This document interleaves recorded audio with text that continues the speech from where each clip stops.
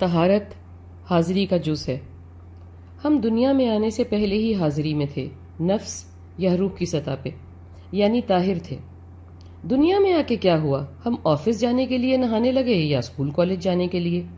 کچھ لبادہ ہم رمضان کے لیے عبادت اور پاکیزگی کا اوڑھنے لگے۔ کیا یہی پیار ہے؟ لگن، شکر اور عبادت کیا یہی ہے؟ وضو تو نماز کے لیے ہی ہوتا ہے، اگر کبھی پڑھنی ہو بھولے سے تو، یا اللہ سے کوئی کاروباری مشاورت کرنی ہو تو، وگرنہ کیا۔ اللہ نے ایک پاک مخلوق خلق کی، وہ ذات پاک ہے، اس نے انسان کو خود کی حاضری دینے کے لیے بنایا، تو وہ ناپاک کو خود کی حاضری دینے والا کیسے بنا سکتا تھا؟ انسان پاک تھا جب اس نے کہا بلا تو ہی میرا رب ہے۔ اللہ نے انسان کو دونوں اطراف کی سمجھ دے کر بنایا ہے، یعنی پاک ناپاک کی تمیز، اور پاکی کے فوائد اور ناپاکی کے نقصانات بھی۔ یہاں تو ہم پاکی کے لفظ کو طہارت کے حوالے سے بیان کر کے کھول رہے ہیں، مگر پاکی کا لفظ بہت ہی وسیع معنی خود میں رکھتا ہے، اور ہم اسے وسیع تر معنی میں استعمال بھی کرتے ہیں، جیسا کہ پاک اور ناپاک ارادہ، پاک اور ناپاک نظر، پاک اور ناپاک سوچ، پاک اور ناپاک حرکات، اور مزید بہت کچھ۔ اللہ نے بتایا بھی کہ پاکی ہی مطلوب ہے، حاضری میں جو رہنا ہے، اور اس ہی کا نام تعریف، بیان، شکرانہ زبان پہ رکھنا ہے۔ ناغہ کرنے کی کوئی وجہ قبول نہیں کی جائے گی اس کے حضور۔ پاکی کے مقابلے میں دوسرا رستہ بھی اس نے سجھا دیا ہے کہ ظاہری باطنی آنکھ جو لگا دیے، ہم اوپر بیان کر چکے، اب لگانے والا دیکھے گا تو صحیح نہ کہ کیسے اور کتنی استعمال کی، حساب جو رکھ رہا ہے، بدلے کا جو وعدہ کیا ہے الحق نے، یہ بھی بتا دیا ہے کہ وہ چاہتا کیا ہے۔ اسے تو معلوم تھا کہ جتنا بھی احکامات ازبر کرا کے بھیج رہا ہوں دنیا میں، جو میں نے اسی کے لیے بنائی ہے، یہ کہاں تک یاد رکھ پائے گا؟ رنگینیوں میں ہی الجھے گا۔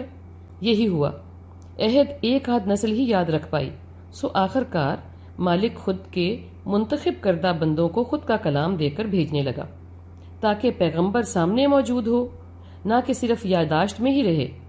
مگر کیا، آخری پیغمبر کے جاتے ہی کب نصیب کتاب کو ہی پیچھ ڈالنے لگا، اور حضوری کو بھی۔ نادان یہ بھی بھول گیا کہ وہ بھلے اللہ کو غیب سمجھے، غیر سمجھے، اوٹ میں چلا جائے، آسمان کی یا زمین کی یا سمندروں میں غوطہ لگا لے، اللہ ہر لمحہ نظر رکھے ہے۔ ہمارا کوئی سانس آتا یا جاتا، پلک کا جھپنا، جھپکنا، سوچ کا آنا اس کے سامنے ہے۔ انسان خاک ہو جائے، جلا دیا جائے یا دبا دیا جائے، ہر لمحہ، ہر تصویر اس کے سامنے ہے۔ انسان کی نہیں، ہر ذی روح کی اور ہر جاندار کی بھی، جو کہ اس کی خلق ہے۔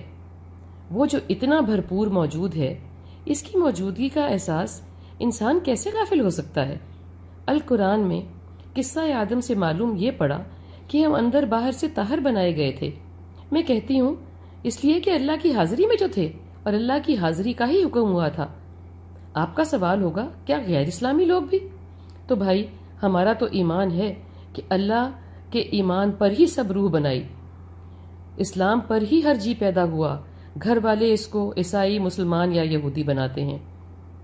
ہم حاضری دیں نہ دیں، وہ تو حاضر ہی ہے، موجود ہے ہر سو۔ ہم نے نماز کو ہی حاضری بنا رکھا ہے، مل مل کے خود کو چمکاتے ہیں کہ یوم الدین میں چمکیں گے۔ یہ تو ہے 5 وقت کی تیاری، جس میں کوتاہی بھی ہو جاتی ہے، بھول بھی، اور خدا نخواستہ غیر حاضری بھی۔